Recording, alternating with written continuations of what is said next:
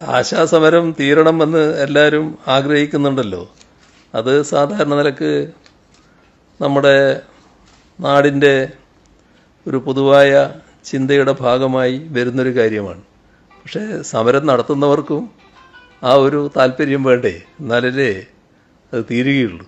ഇപ്പോൾ എന്താണ് ഇതിൻ്റെ പ്രശ്നം എന്നത് നമ്മൾ ആദ്യം ആലോചിക്കണമല്ലോ.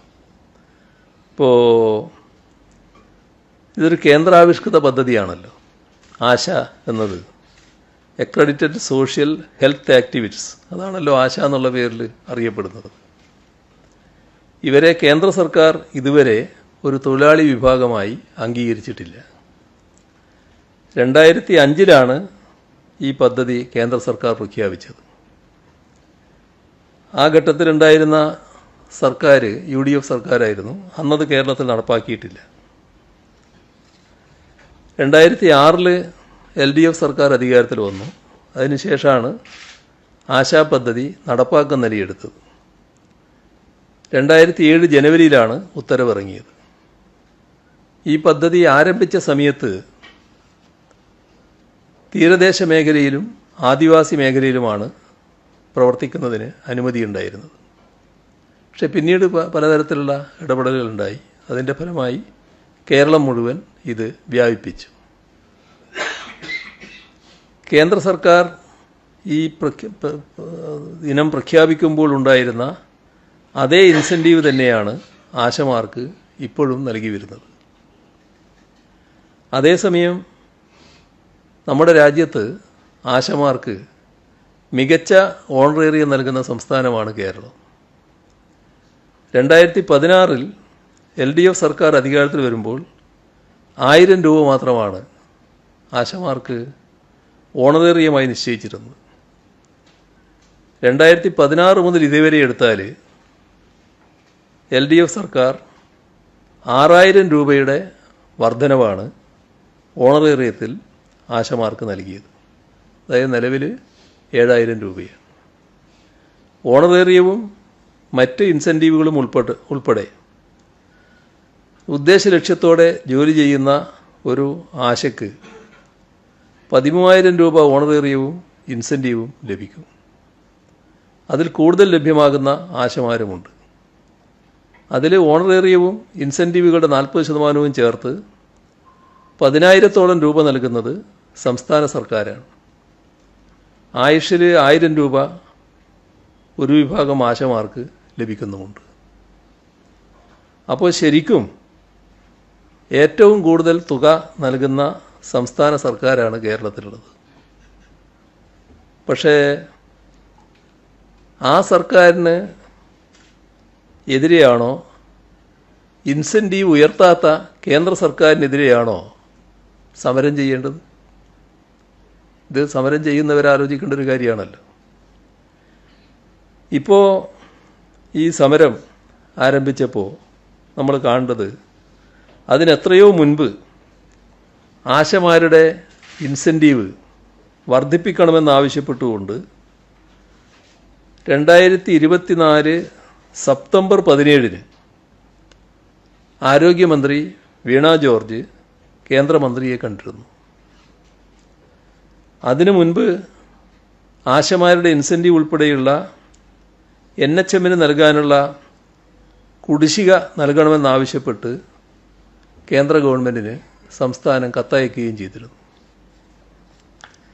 കേരളത്തിലെ MPമാരുടെ യോഗത്തിൽ NHMന് ആശാ ഇൻസെൻറ്റീവ് ഉൾപ്പെടെയുള്ള 2023-24 വർഷത്തിലെ കുടിശ്ശികയായ 636 കോടി രൂപ ലഭ്യമാക്കാൻ ഇടപെടണമെന്ന് അഭ്യർത്ഥിക്കുകയും ചെയ്തിരുന്നു. കേരള ആശാ ഹെൽത്ത് വർക്കേഴ്സ് അസോസിയേഷൻ്റെ നേതൃത്വത്തിൽ ഉള്ളൊരു സമരമാണ് ഇപ്പോൾ നടക്കുന്നത്.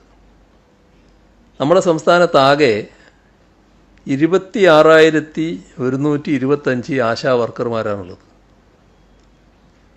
99% ആശാ വർക്കർമാരും സമരത്തിലില്ല.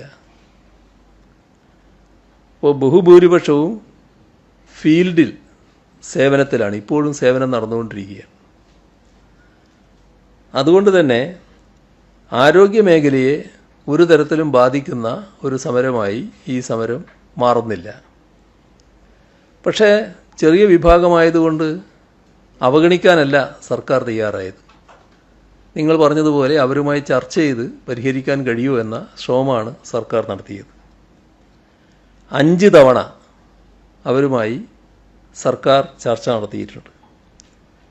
ആരോഗ്യമന്ത്രി സമരസമിതിയുമായി 3 തവണ ചർച്ച നടത്തി. 3ാമത്തെ പ്രാവശ്യം ധനകാര്യമന്ത്രിയും ഓൺലൈനായി ചർച്ചയിൽ പങ്കെടുക്കുകയും ചെയ്തു.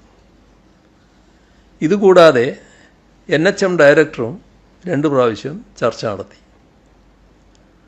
തൊഴിൽ മന്ത്രിയും സമരം നടത്തുന്ന ആശാപ്രവർത്തകരുമായി ചർച്ച നടത്തിയിരുന്നു. അപ്പോൾ അവരുന്നയിച്ച ആവശ്യങ്ങളിൽ സർക്കാർ നടപ്പാക്കാൻ പറ്റുന്ന കാര്യങ്ങൾ പലതും നടപ്പാക്കിയിട്ടുണ്ട്. അവരുന്നയിച്ച ആവശ്യങ്ങൾ സംബന്ധിച്ച് ആരോഗ്യവകുപ്പ് മന്ത്രി 6/2/25 ചർച്ച നടത്തി. സമരസമിതിയായി ഉദ്യോഗസ്ഥലത്തിലും ചർച്ച നടന്നു, മന്ത്രിതലത്തിലും. 6-ാം തീയതി ആശാ ഫെഡറേഷനുമായി നടത്തിയ ചർച്ചയുടെ അടിസ്ഥാനത്തിൽ രൂപീകരിച്ച കമ്മിറ്റി റിപ്പോർട്ടിൻ്റെ അടിസ്ഥാനത്തിൽ ഉപാധിരഹിത ഓണറേറിയം നൽകാൻ തീരുമാനമെടുത്തു.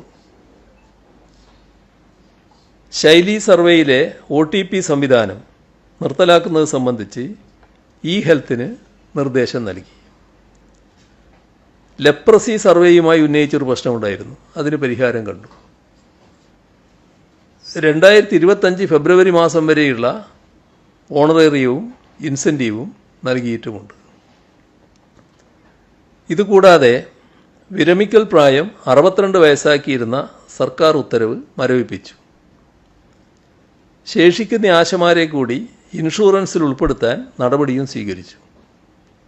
ആയുഷ് മേഖലയിലൂടെ കുറച്ച് ആശമാർക്ക് കിട്ടുന്ന ഇൻസെൻറ്റീവ് മുഴുവൻ ആശമാർക്കും നൽകണമെന്ന് കേന്ദ്രത്തോട് അഭ്യർത്ഥിക്കുകയും ചെയ്തു. ഇതെല്ലാം ചെയ്തു. പക്ഷേ 21,000 രൂപ ഓണറേറിയവും 5 ലക്ഷം രൂപ വിരമിക്കൽ ആനുകൂല്യവും നൽകിയാൽ മാത്രമേ സമരത്തിൽ നിന്നും പിന്മാറൂ എന്ന നിലപാടാണ് സമരം ചെയ്യുന്നവർ സ്വീകരിക്കുന്നത്. അത് ഇപ്പോഴത്തെ പൊതുവായ സ്ഥിതിയൊക്കെ അവരെടുത്ത് വ്യക്തമാക്കിയതാണ്. അതിൽ സാമ്പത്തിക സ്ഥിതിയും വ്യക്തമാക്കിയതാണ്. ഇതിനൊന്നും ഞങ്ങൾക്കൊരു വാശിയുള്ള കാര്യമല്ല. അനുകൂല സാഹചര്യം ഉണ്ടായാൽ ഓണറേറിയം വർദ്ധിപ്പിക്കുക എന്നുള്ള നിലപാട് തന്നെയാണ് ഞങ്ങൾ സ്വീകരിക്കുക. അതാണ് നേരത്തെയും ഞങ്ങൾ സ്വീകരിച്ചിട്ടുള്ളത്. വീണ്ടും സമരം തുടരുന്ന സാഹചര്യം വന്നപ്പോഴാണ് ട്രേഡ് യൂണിയൻ സംഘടനകളുടെ, കേന്ദ്ര ട്രേഡ് യൂണിയൻ സംഘടനകളുടെ അഭ്യർത്ഥന വന്നത്. അത് മാനിച്ച് ആ കേന്ദ്ര ട്രേഡ് യൂണിയൻ സംഘടനകളുമായി ആരോഗ്യമന്ത്രി ചർച്ച നടത്തി.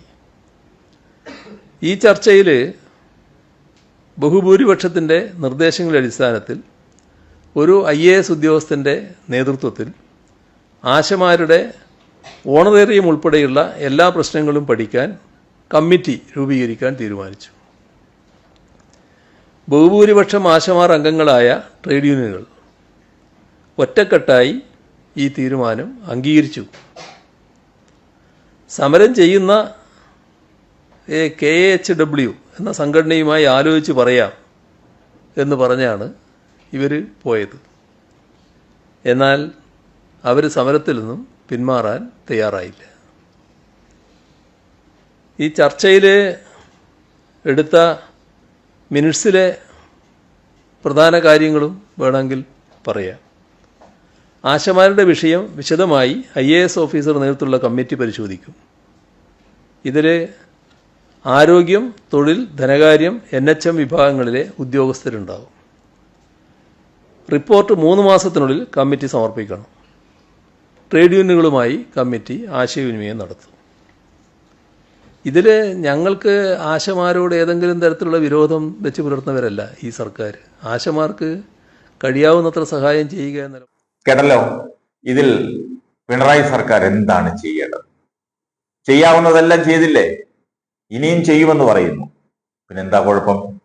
അപ്പോൾ സമരം അവസാനിപ്പിക്കാത്തത് സർക്കാരിനെ കരിവാരിത്തേക്കാൻ മാത്രമാണ്. ഇതിന്റെ പിന്നിലുള്ള ചാലക ശക്തി ആരാണെന്ന് അന്വേഷിക്കണം. അത് സർക്കാർ അന്വേഷിക്കണം. സമരക്കാരെ പിന്തുണച്ച് അവർക്കുള്ള വളവും വെള്ളവും ഒഴിച്ചു കൊടുക്കുന്ന ബാഹ്യശക്തികൾ ഏതാണെന്ന് അന്വേഷിക്കണം. ഇവർക്ക് വെറുതെ അവിടെ വന്നിരിക്കാൻ പറ്റില്ലല്ലോ. ചെലവാക്കാൻ പണം വേണം. ആ പണത്തിന്റെ ഉറവിടം കണ്ടുപിടിക്കണം. ആദ്യത്തെ ആവേശമൊന്നും ഇപ്പൊ കാണാനില്ല. മാത്രമല്ല, തുടക്കത്തിലുണ്ടായിരുന്നവർ ഇപ്പോഴില്ല, പലരും ഇല്ല.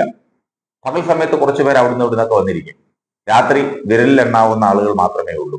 ആശാ വർക്കർമാരുടെ പേരും പറഞ്ഞ് മറ്റുള്ളവരും കൂടെ ഇരിപ്പുണ്ട്. ഈ സമരം തീർത്തും സർക്കാരിനെ അവഹേളിക്കാനും മുട്ടുകുത്തിക്കാനുമാണെന്ന് ഇതിൽ കൂടുതൽ എന്ത് തെളിവ് വേണം?